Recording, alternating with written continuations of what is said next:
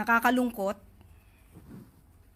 dahil yung mga pribadong tao na nagluluksa ay nadadamay sa pamumulitika. Ginagamit ng ibang mga obstructionist para masira ang First Lady, ang Pangulo at ang administrasyon na ito. Nakakahiya ang kanilang mga ginagawa. Unang-una, si Mr. Paulo Tantoco ay hindi po kasama sa official entourage ni FL o ni First Lady ng unang ginang. Nakakahiya dahil gumawa sila ng peking police report. Naturingan journalist, mga dating spokespersons, hindi marunong mag-imbestiga ng sarili. Hindi sila nagiging journalist, kundi nagiging propagandista ng kanilang mga sinusulong na interes. Ang sinasabing police report na naipost sa Facebook ay isang malaking kasinungalingan. Kahit kayo po mismo ay maaaring mag-imbestiga sa nasabing lugar, sa Beverly Hills Police Department, para malaman nyo na yung nilagay sa Facebook na may guhit na color pink, kung di ako nagkakamali, ang parting yon ay dinagdag lamang.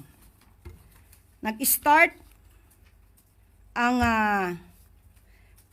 mga salitang, and I quote, "and the cause of initially suspected to be drug overdose," up to the word Miro, yan po ay dinagdag lamang.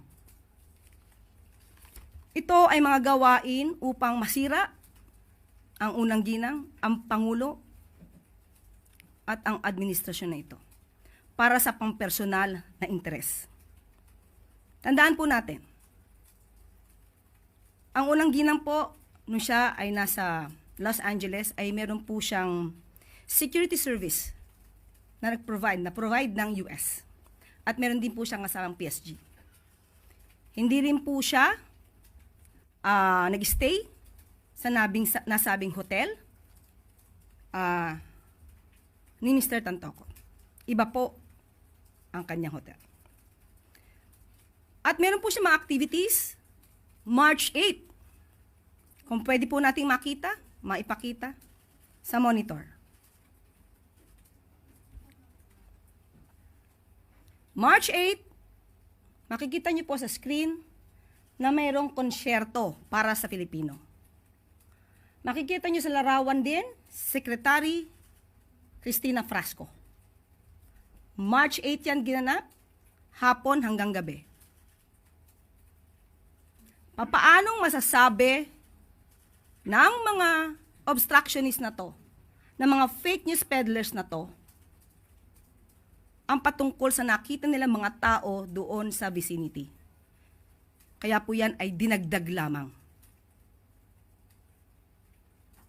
Nandito naman po yan sa Facebook ng unang ginang.